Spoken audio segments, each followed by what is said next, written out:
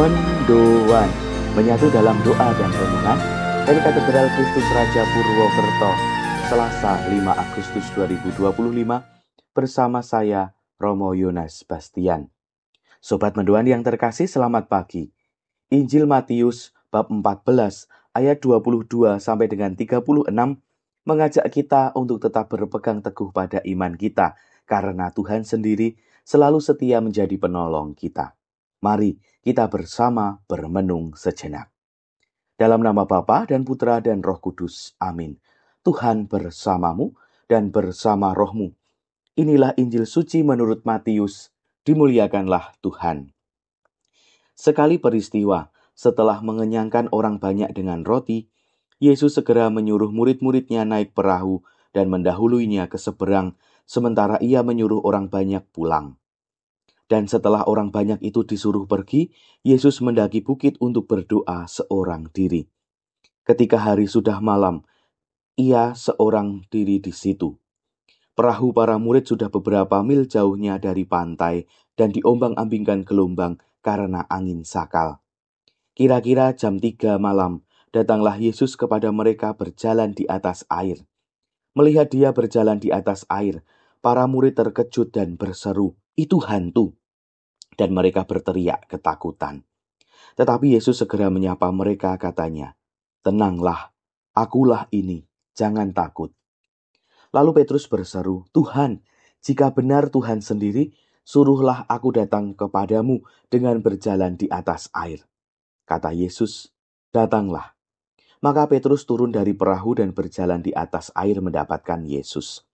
Tetapi ketika dirasakannya tiupan angin kencang, Petrus menjadi takut dan mulai tenggelam, lalu berteriak, "Tuhan, tolonglah aku." Segera Yesus mengulurkan tangannya, memegang dia dan berkata, "Orang yang kurang percaya, mengapa engkau bimbang?" Keduanya lalu naik ke perahu dan redalah angin. Dan mereka yang ada di perahu menyembah dia, katanya, "Sungguh, engkau anak Allah." Setibanya di seberang, mereka mendarat di Genesaret. Begitu Yesus dikenal oleh orang-orang setempat, mereka memberitahukannya ke seluruh daerah. Maka semua orang sakit dibawa kepadanya. Mereka memohon supaya diperkenankan menjamah jumbai jubahnya, dan semua orang yang menjamah dia menjadi sembuh. Demikianlah sabda Tuhan, terpujilah Kristus.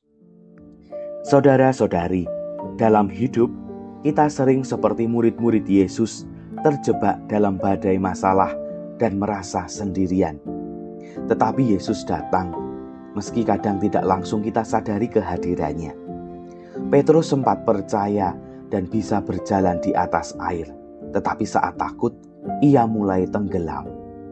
Kita pun begitu, kalau fokus kita pada masalah, iman kita menjadi goyah. Tapi saat kita berseru, "Tuhan, tolong aku," Yesus selalu siap menolong. Maka dari itu, mari tetap percaya dan jangan lepas pandang dari Yesus, terutama saat hidup terasa berat. Marilah kita berdoa. Allah Bapa Maha Kasih, kami bersyukur atas penyertaan-Mu dalam setiap langkah hidup kami. Tuntunlah kami dengan Roh-Mu agar tetap percaya kepadamu meski badai datang menerpa.